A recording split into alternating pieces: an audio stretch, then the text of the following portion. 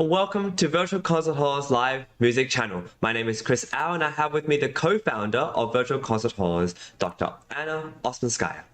Thank you, Chris. It's a great pleasure to be co-hosting with you and welcoming our audience as we're embarking on the last chapter of Beethoven Symphony No. 5. That's correct, and this is part 11 of the documentary on Beethoven's Symphony No. 5, written and narrated by Lawrence Rapchak, created by New Media Productions Worldwide and Virtual Concert Halls, and produced by Architects of Music. And we're so grateful for this incredible collaboration, which was made possible by our shared passion to presenting musicians to the audiences in all places around the world, in musical performances and live programs. We are encompassing now the entire globe.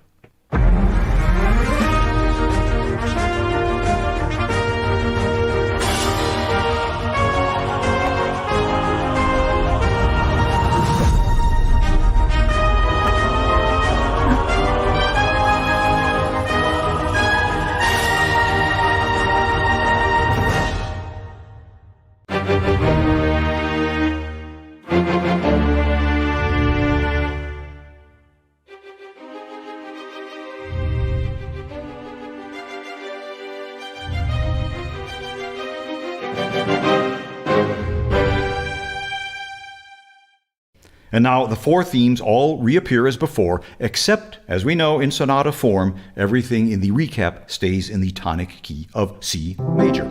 But once we get to that point where the exposition ended, Beethoven now reaches back to devise a novel way to conclude this monumental symphony. Here's how he does it. Coming out of his fourth theme, this one, and the intensity builds through these harmonies, diminished seventh chords in the full orchestra, but the bass moves up to F. Whoa! B flat major, B diminished, F sharp, diminished seventh to C major. And the return of that great passage with the third theme and its bass line repurposed.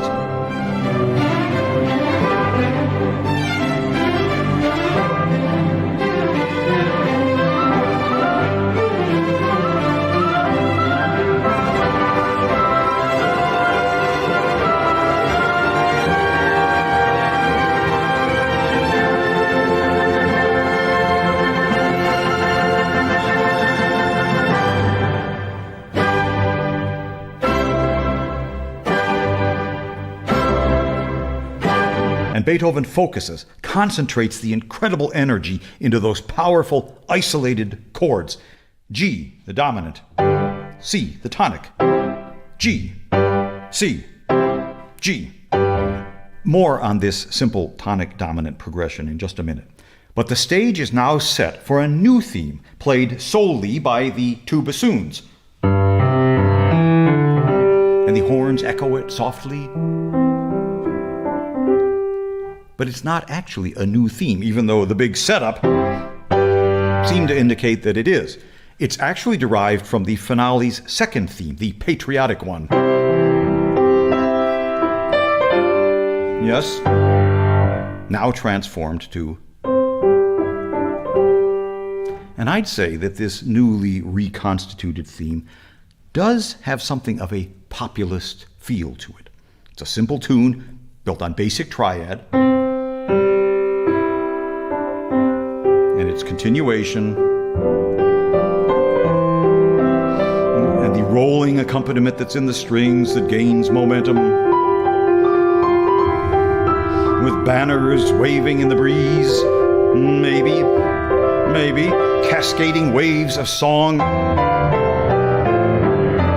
And we've heard this motif back in the development section. Now with the piccolo standing in for the military fife. And this charming rococo-ish cadence.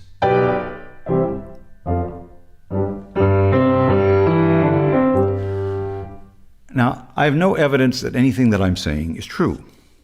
But Beethoven did write a grand funeral march in the Third Symphony, so why not a rousing, revolutionary marching tune here?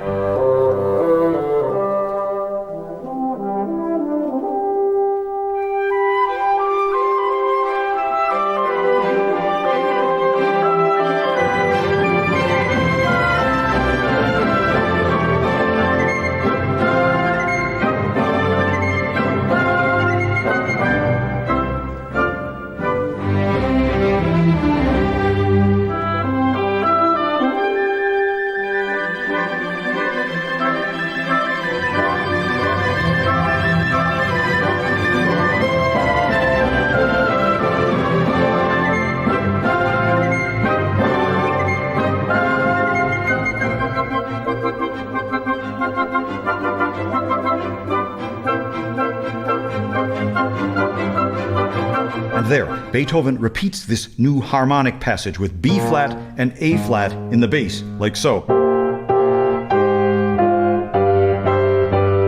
while breaking up the rhythm and accelerating the tempo and crescendoing all at the same time right into the coda at breakneck speed.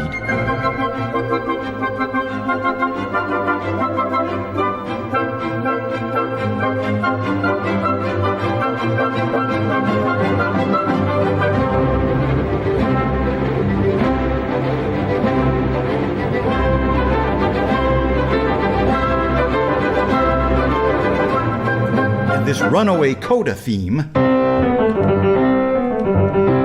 is none other than our formerly lyrical theme.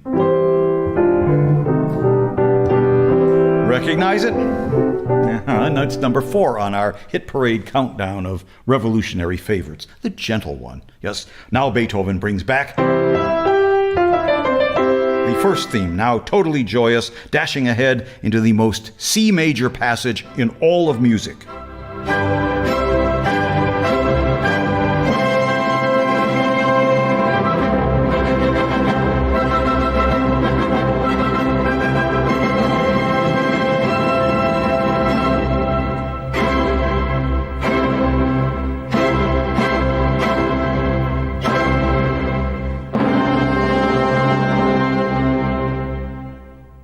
The final 28 measures of this symphony, all C major, all the time, no doubt about it. Every possible rhythmic permutation of the C major chord from the full orchestra without a single G dominant chord anywhere in sight.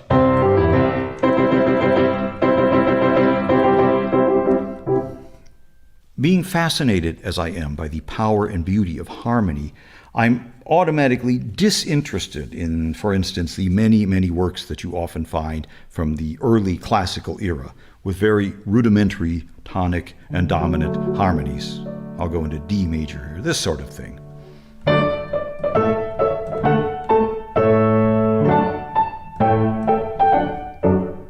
There's a lot of this where it's just tonic, dominant, tonic. But Beethoven, through the sheer force of his creative power, could take these same 2 chords, tonic and dominant, reducing his harmonic plan to the absolute minimum, its most primal, and along with his astounding imagination and technique, the elemental simplicity of these harmonies actually helped him to conceive, design, and construct music of titanic power and grandeur. The blinding force of the 4th Symphony's introduction, as we saw, entirely sustained on that dominant chord.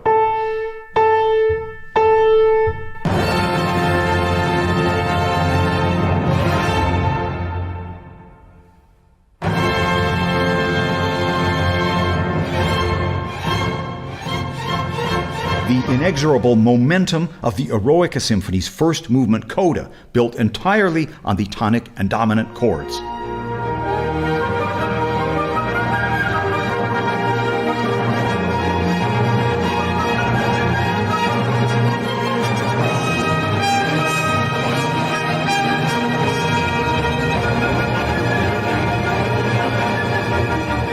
Or in the Eroica's finale, the coda, the boundless driving energy, all built on simple repetitions of tonic and dominant chords.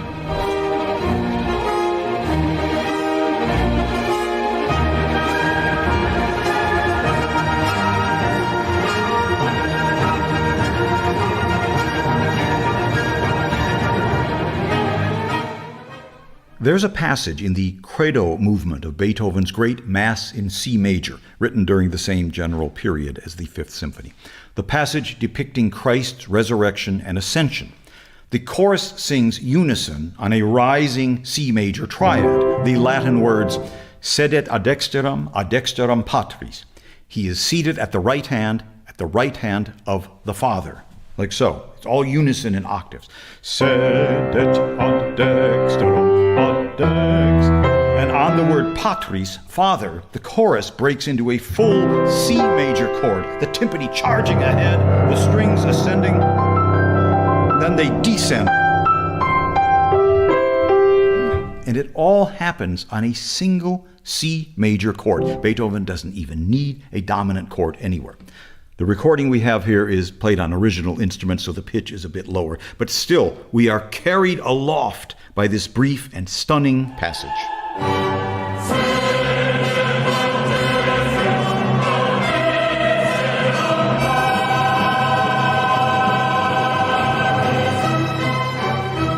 That's it. That's all. But that single span of music, which emerges from the darkness of the Crucifixus section and ascends into heaven, is a perfect example of the elemental power of Beethoven's art. I sang bass in a chorus of this Mass 50 years ago in April of 1970, and that one brief passage remains one of the most thrilling moments of my performing experience. And around the same time Beethoven wrote this Mass, he applied to the Imperial Court Theater in Vienna for an annual stipend in order that he might continue to compose and survive at the same time. In his petition, he assured the committee that his composing was, as he said, much less to earn his daily bread than it was to raise the taste of the public and to let his own genius, quote, soar to greater heights and even to perfection, unquote. His application was turned down. So Beethoven just soldiered on.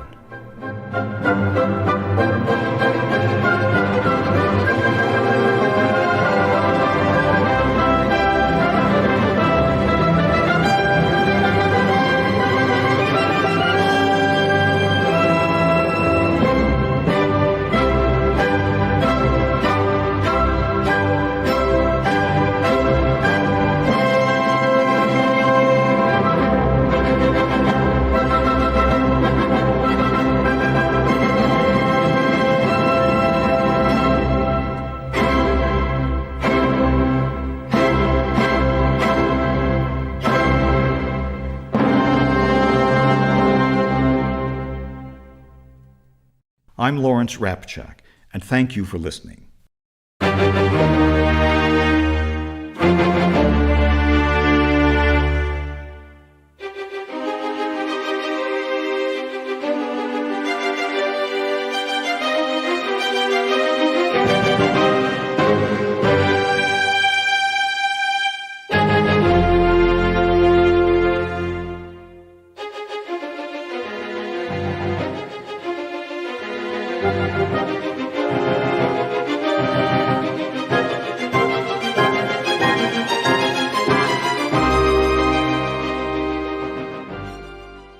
There you have it.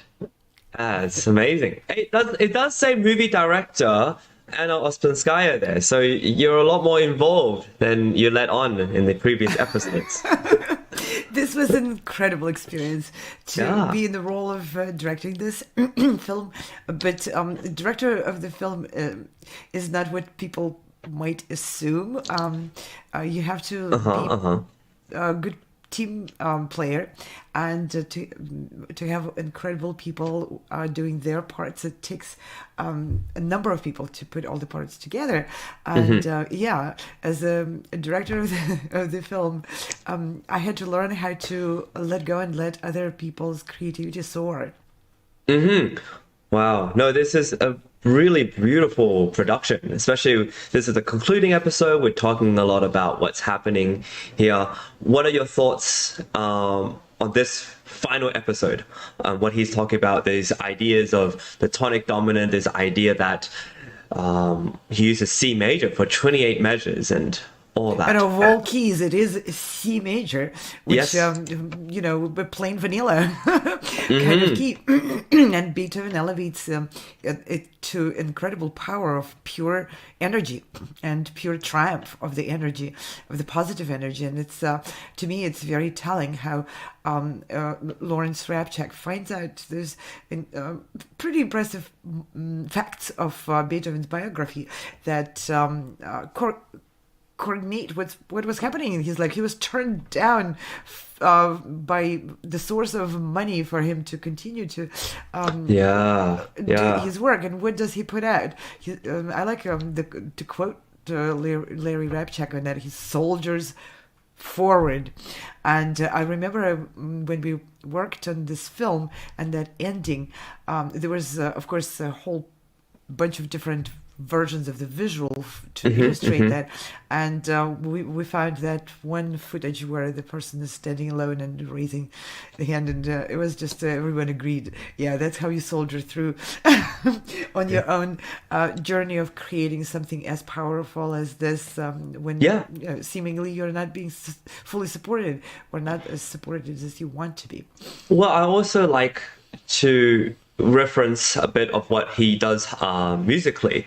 This sort of, after you have all these C minor sections of the different movements previously, now we're finally in C major. And last episode we talked about how he transitions into C major from the third movement. It's sort of a very seamless way in which he does it, from a creepy, hollow, haunting mood and atmosphere to this joyful and triumphant thing. He uses definitely patriotism and revolutionary elements in order to make this happen. What are your thoughts on all this, and how he concludes with this massive C major? I think he concludes with a call to action. And that's not unlike Beethoven to do that. He's the doer and the energy of the action. His symphonies are, all of his works are so energetic and so grand, on the energy on the grand scale. So this transformation from C minor through all of the other harmonic tools which he uses to show different paths, they're all leading to the same ending, and that ending is a triumph of the energy, and it being not some kind of a darker chord, but being a C major. I think the statement is clear and loud. It's the triumph of the power of goodness and joy and creativity over whatever obstacles happened in the course of the symphony on the path. And Beethoven sometimes really was able to focus single-mindedly on one most important aspect of his characters. And if we think of that symphony as being a portrayal of a character's journey, he's just so articulate and so clear. You start with some fate knocking on your door, or with obstacles and dangers and challenges, and then you go through them and you find energy in different harmonic progressions, and different sometimes you even venture in maybe in the cemetery, in the scherzo in there, but then you come out of all of that victorious in a glorious C major, where C major leaves no doubt of what he meant. Yeah, what's fascinating to me about all this and how it's all happening is also, if you compare it to his other works, Larry doesn't reference the piano sonatas, but as we're both pianists, that there's the Pathétique sonata, which starts in C minor, and the last movement, as you know, is in C minor. You have the Waldstein, which is in C major, which is obviously different, but then he also ends with this sort of grandeur of a C major. And the last movement of the Waldstein sonata, verse 53, I believe, is, again, there's a lot of the C major that goes on forever and forever, and finally it ends, and you feel this sort of glorious nature of it. And then the last sonata he ever wrote, Opus 111, it starts in C minor and ends in this amazing C major sort of theme and variation, with the theme coming back, and you feel this release. And so he definitely had a very strong relationship with C minor, C major, and this way of resolving things. What are your thoughts on this, and how he uses this in the piano works? Oh, definitely. If you speak of composers using a certain key or being attracted to a certain set of keys, C is Beethoven's key of preference. He really liked, I guess, the variety and the movement which happens in C minor, C major, back to C minor, back to forward to C major, and all the surrounding harmonies. Definitely that provided him with the probably best harmonic landscape for what he meant to communicate through his music. That's if you're a pianist, you better learn how to play C minor and C major scale, and arpeggios and everything else in between. Exactly. If you want to ever play anything of Beethoven, I mean, even the third sonata, and just a number of other compositions. That's true. That's right. Keys. Yes. There's just so many, and even if he starts writing in something else, he comes back to C minor and C major somewhere in the middle. Always. There's the third piano trio. There's the seventh violin sonata. There's many of those. The third concerto. I mean, of course. The That's list goes right. on and on, and definitely he's centered around that. And to me, I mean, just like Larry says in this program, I don't have any proof of it, so it's my own personal opinion. But I feel that C major is being such a basic and simple chord. I mean, it leaves no nuance of what it means. It just means pure good. Yes. And C minor, on the other hand, being a very simple, very straightforward. It's not like your B minor, where there are questions, or F sharp minor, where there's lots of nuance in there. C minor is so condensely energetic and tragic. Key. So that just juxtaposition of the extremes being all around the same C probably is why Beethoven was attracted to this particular combination of keys. Yeah, you bring a really wonderful point, because sometimes, and especially I want to reference what Larry does, which is by referencing the Beethoven Mass in C major in the Credo. I noticed this also when I heard Fidelio for the first time.